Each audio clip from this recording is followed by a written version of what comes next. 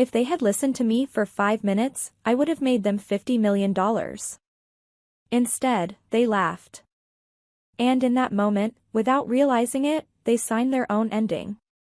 My name is Olivia Grant, and this is the story of how I walked away quietly, while taking the future of a billion-dollar company with me. The morning I left Northridge Systems, nobody noticed. No farewell email. No awkward goodbye hugs. I scanned my badge, rode the elevator down, and stepped into a gray St. Louis morning that smelled faintly of snow and exhaust. By the time they realized what was missing, it was already too late. They thought I didn't fit. What they never understood was this: I had built almost everything they stood on. I was 36 years old then, and I had spent the last 8 years buried in the basement labs of Northridge Systems. Not because I was told to, but because that's where the real work happened. Upstairs, executives talked about innovation in glass conference rooms. Downstairs, I made sure their promises didn't collapse in front of clients. To them, I was just another systems engineer. Quiet. Reliable. Invisible. The one they called when demos failed. The one who stayed until midnight fixing problems no one else understood. St. Louis in February has a way of draining color from everything. That matched conference room be perfectly, all fluorescent lights and cold air, the place where my career effectively ended. I had prepared for weeks. I rehearsed every word until I could deliver it in my sleep. What I brought them that afternoon wasn't just an idea. It was a working, elegant system. A real-time analytics platform designed to revolutionize remote patient monitoring. It could cut operational costs by 70% and reduce response times to critical medical events to under 1/10 of a second. I built it at night, on weekends, on my own equipment, driven by the kind of obsession engineers understand instinctively. The meeting was scheduled for 2:30 p.m., right after the executive lunch ran long, as it always did. I watched them file in. Marcus Webb, the CEO, scrolling through his phone. Diana Morrison, the COO, organizing papers she wouldn't read. And Vince Barrett, our new CFO, hired 6 months earlier to optimize human capital. He wore confidence like armor, the kind that comes from never having built anything yourself. So, Olivia, Marcus said without looking up. You wanted to discuss the monitoring system project. I stood and clicked to my first slide. I've completed a prototype for an integrated analytics platform that processes real-time data across our entire device network. Initial testing shows. Wait, Vince interrupted, finally glancing at the screen. You built this yourself? Yes, I said. Over the past 18 months. The system handles concurrent streams from up to 10,000 devices with latency under 0.1 seconds. Diana's pen stopped moving. That got their attention. I moved through architecture diagrams, performance metrics, cost projections. The system wasn't just functional. It was beautiful. Clean code. Scalable design. Infrastructure that could grow without breaking. When I reached the final slide, I took a breath. To move into a commercial trial, I'd like to lead the implementation team. Vince laughed. Not a polite chuckle. A real laugh, sharp and dismissive. You're brilliant, Olivia, but you're not leadership material. We need someone who can interface with stakeholders and drive strategy. I built the entire system, I said evenly. I understand every component.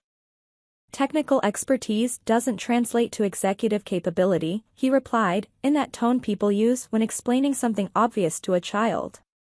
You'll provide technical support. We'll assign someone appropriate to lead. Something tightened in my chest, but I kept going. Then I'd like to discuss a profit-sharing arrangement. This system was developed independently, outside my assigned scope. Marcus finally looked at me. Everything you create belongs to Northridge. It's in your contract. The core framework was developed on my own time, on my own equipment, I said. Diana's voice softened, which somehow made it worse. Let's not make this adversarial. You're valuable, Olivia. But this isn't how we do things. Please submit your documentation to Bradley's team.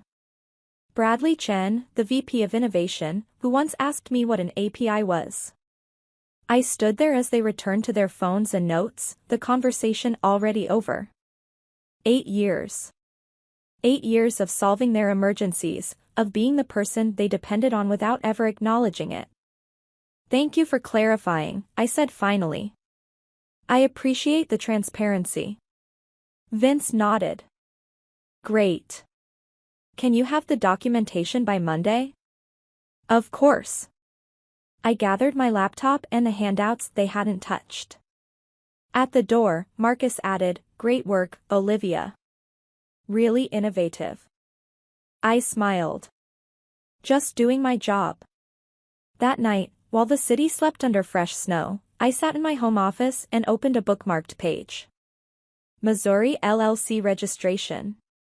My fingers hovered, then typed, Grant Neural Systems. The next morning, I returned to work like nothing had changed. For the next 2 weeks, I became the model employee. I attended meetings where Bradley presented his vision. I fixed bugs while listening to executives explain my own system back to me incorrectly. I volunteered to help with documentation. Vince praised my collaboration. What they didn't know was that I was creating 2 versions of everything. The documentation they received worked, technically, but lacked the elegance that made the system powerful. The real architecture lived in encrypted repositories I controlled. Every night, I went home, cooked dinner, and descended into what I called my war room. Whiteboards filled with system diagrams. Monitors running private commits.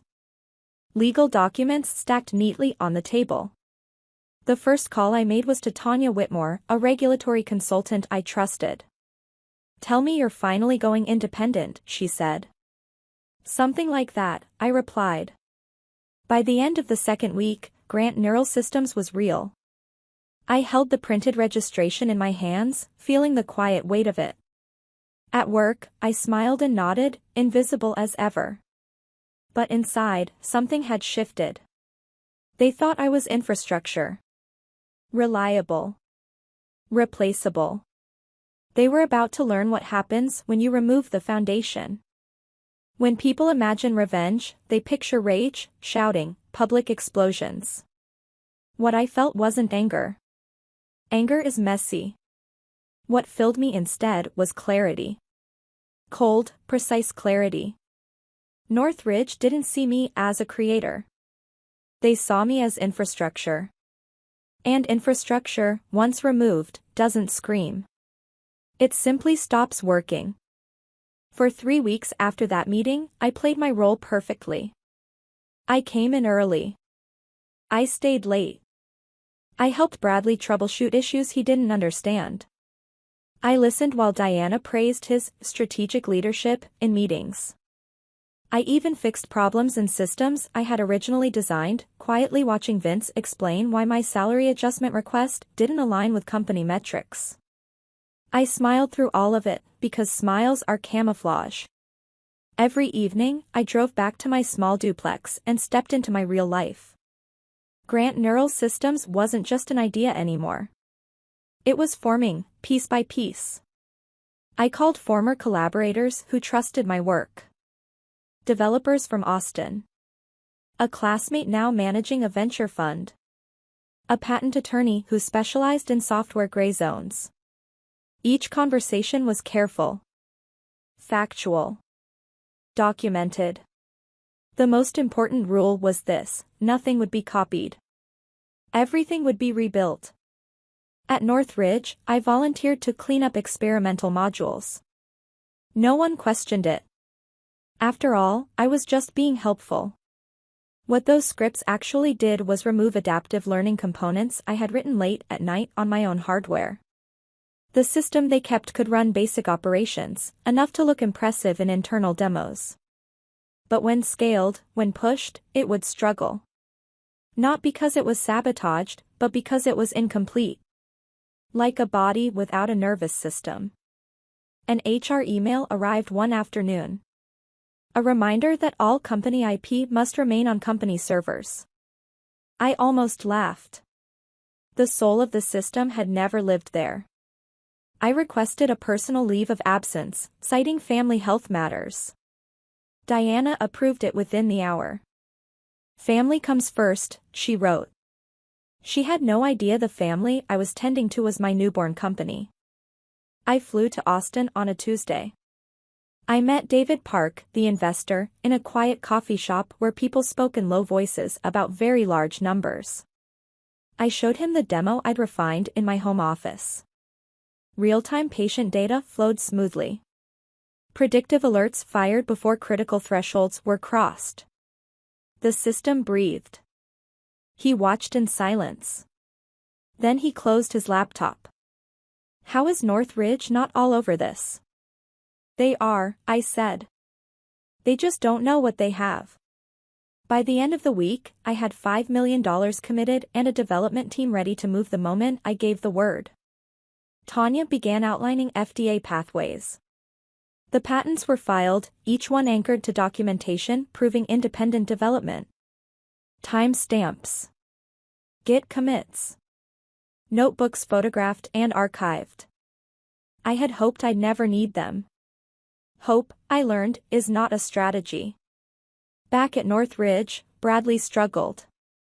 I watched him run scale tests, his confidence fading as response times lagged. It was faster before, he muttered. Different load conditions, I suggested helpfully. Dead-end advice, dressed as insight. He nodded, grateful, unaware he was chasing a ghost. At night, my real system came alive. We rented a small office space, modest, anonymous. Whiteboards filled again. Code flowed. The rebuilt platform was cleaner than anything I'd been forced to compromise before. I named it Nerva, after the Roman goddess of craft and strategy. Precision over force. 2 weeks later, I submitted my resignation. 2 weeks' notice. Professional. Diana tried to negotiate. A raise. A title. Flexibility. Everything I'd asked for before, offered now when it no longer mattered. I've made my decision, I said calmly. On my last day, security walked me out. Standard procedure. 8 years reduced to a cardboard box. As the doors closed behind me, I felt light. In 12 hours, Nerva would go live. The launch was quiet. No press. No announcements. At 6 a.m. Central Time, Nerva integrated seamlessly into Phoenix Care's infrastructure. Data streamed in. Predictions fired early. Response times held steady under load that would have crushed Northridge's system. I watched the metrics with my team, coffee cups piling up, exhaustion mixing with something close to awe. By noon, Phoenix Care's chief medical officer called. We just prevented 2 critical events because Nerva flagged patterns 15 minutes early, she said. This is extraordinary. Within days, the industry noticed. Not loudly. Quietly. The right people read the right reports. My phone buzzed constantly. I ignored most of it. Growth had to be controlled. Clean. Sustainable. I'd watched Northridge rot under bloated management and empty titles. We would not repeat that mistake. 3 months later, the first call came from Northridge's CEO. There seemed to be gaps in the analytics platform, Marcus said carefully. Everything is documented, I replied. According to your standards. You took something that belonged to us, he said. I took my expertise, I answered. You dismissed the rest. Legal threats followed. Then desperation. Acquisition offers. Consulting proposals. Titles they once told me I wasn't suited for. I declined all of them. Not out of spite. Out of principle. You don't rebuild a future inside a house that taught you to stay small. The emails leaked shortly after. Executives laughing. Calling me invisible. Suggesting Bradley could replicate my work in a week. I hadn't released them. I didn't need to. The truth has a way of surfacing when systems fail. Northridge's stock fell. Executives resigned. Clients defected. Quietly, efficiently, just like the collapse of their platform. The acquisition came next. Phoenix Care bought Grant Neural Systems outright. $247 million. I retained technical leadership. My team stayed intact. Nerva became the backbone of a system actually designed to save lives. Money was never the point. Validation wasn't either. The real victory was this, building something right, without asking permission from people who mistook control for competence. Late one night, I received an email from a stranger. My boss told me my ideas were too ambitious, she wrote. Thank you for showing me what happens when you stop accepting their limits. I saved it. They were right about one thing back in conference room B, I wasn't leadership material. Not their kind. I was something else entirely. An engineer who refused to stay invisible. If this story resonated with you, if you've ever been underestimated, dismissed, or told to stay in your lane, drop a comment below and tell me where you're listening from. Hit like if you believe competence should matter more than politics. And don't forget to subscribe for more stories like this. Because sometimes, the quiet ones aren't quiet at all. They're just building something you won't understand until it's too late.